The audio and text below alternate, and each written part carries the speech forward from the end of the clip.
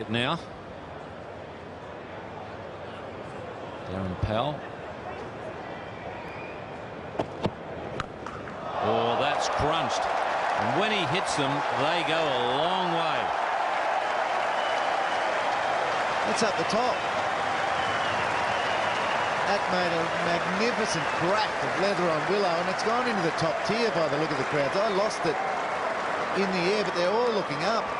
That is a mile. It might have hit the canopy. They don't know where it is. The crowd have lost it. He has hammered that just the right length to get up and under.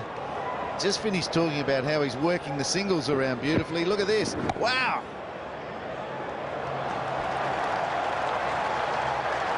I was just thinking, one of those fours that we showed you on replay, the bat sounded really good, but it didn't sound quite as good as that one. That made a wonderful crack.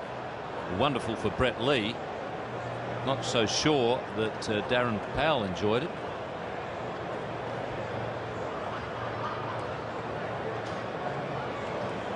That's the area he took the flint off in England as well. Stands and delivers.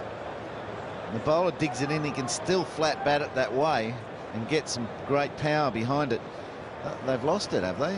I'd like it confirmed as to where it landed, whether it landed in the race in the top deck and went through and out the back of the stadium. Those little tunnels that get through to the concourse out the back of the grandstands.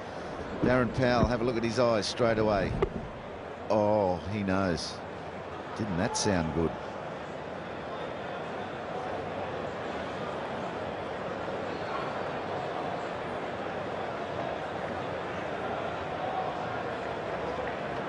It's a mystery, the mystery of the disappearing ball, and when that happens, Ian Chappell, I've got a trivia question for you.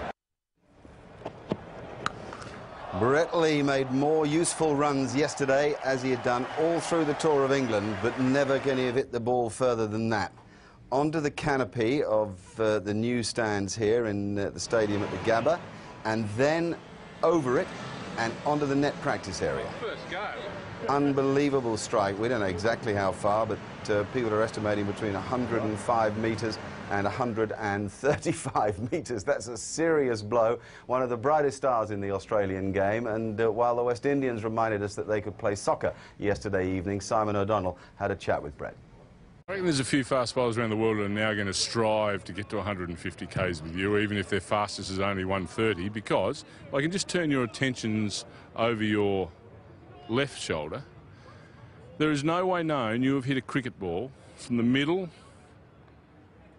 of the Gabba over that canopy, the top of that roof. Impossible. Did it go over or didn't it? Well, it went over. Yeah, it went over the roof, and I think it landed on the net.